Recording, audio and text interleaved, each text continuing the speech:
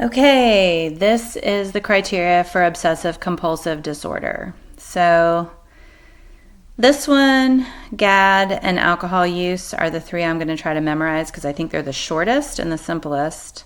Major depressive has a ton of specifiers, and PTSD has a separate set for kids under 6. So that's just something to consider.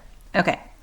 So I'm going to read the full obsessive compulsive disorder criteria, and then I'm going to do some short versions to help me memorize it. I will list those through twice because this is only a page and a quarter. So obsessive compulsive disorder is F42.2, has no time frame to it, but it does have 2 areas that need to be present under criteria A, and each of those have 2 criteria. So A is long, and then B, C, and D are shorter. And then there's 2 ways to specify the degree of insight and if it's tic related. So here goes. Obsessive compulsive disorder F42.2.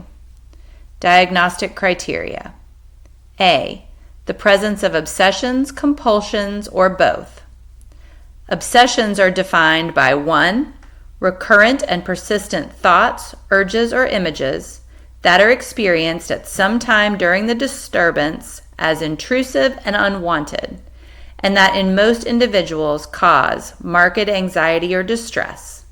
And 2, the individual attempts to ignore or suppress such thoughts, urges, or images, or to neutralize them with another thought or action, for example, by performing a compulsion.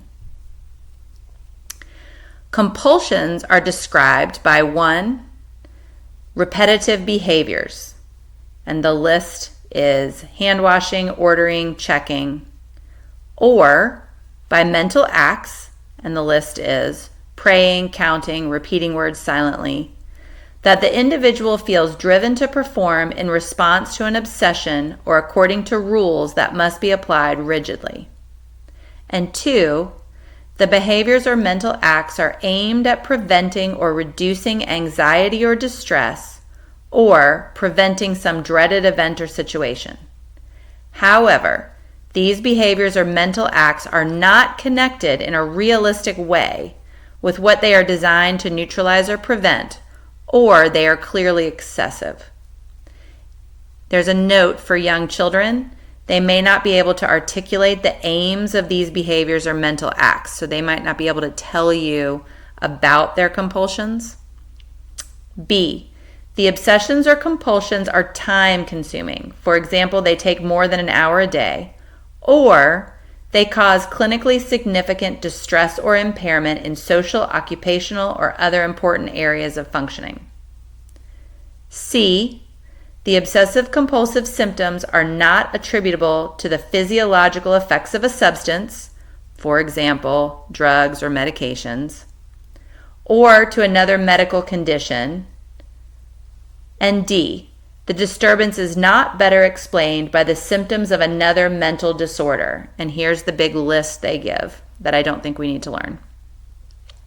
For example, the excessive worries, such as in generalized anxiety disorder, the preoccupation with appearance, as in body dysmorphic disorder, difficulty discarding or parting with possessions, such as in hoarding disorder, hair pulling, as in trichotillomania, skin picking, as in excoriation disorder, stereotypies, as in stereotypic movement disorder, ritualized eating behavior, as in eating disorders, preoccupation with substances or gambling, as in substance-related and addictive disorders, preoccupation with having an illness, as in illness anxiety disorder, sexual urges or fantasies, as in paraphilic disorders, impulses, as in disruptive impulse control and conduct disorders, guilty ruminations, as in major depressive disorder, thought insertion or delusional preoccupations, as in schizophrenic spectrum or other psychotic disorders, or repetitive patterns of behavior, such as in autism spectrum disorder. And there's a note from me personally, it can co-occur with autism spectrum disorder, and it's somewhat common. The specifiers around insight, there's 3 of these. The first, with good or fair insight, is defined as the individual recognizes that obsessive-compulsive disorder beliefs are definitely or probably not true, or that they may or may not be true. With poor insight is defined as the individual thinks obsessive-compulsive disorder beliefs are probably true, and with absent insight/delusional beliefs, the individual is completely convinced that obsessive-compulsive disorder beliefs are true.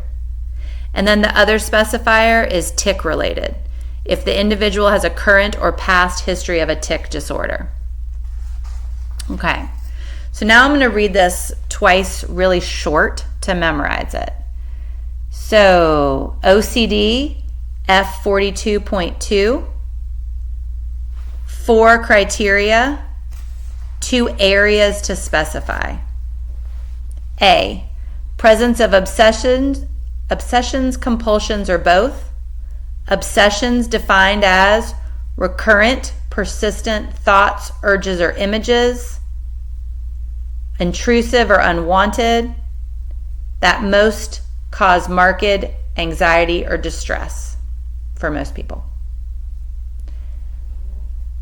2, individual attempts to ignore or suppress or neutralize them with another thought or action.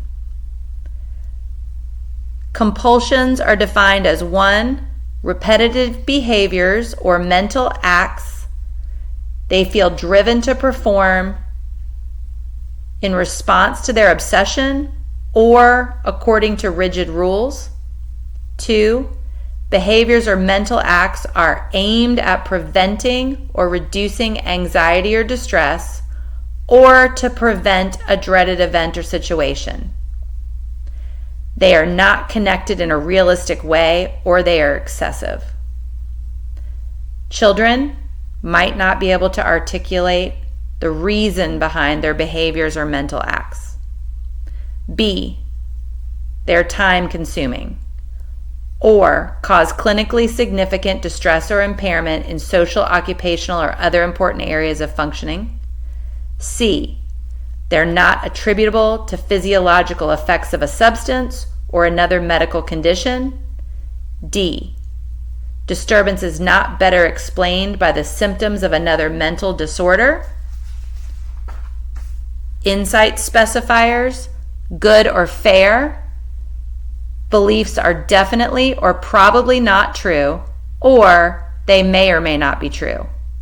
Poor insight, beliefs are probably true. Absent insight, delusional beliefs, the individual is completely convinced beliefs are true. Final specifier, tic-related, current or past history of tic disorder.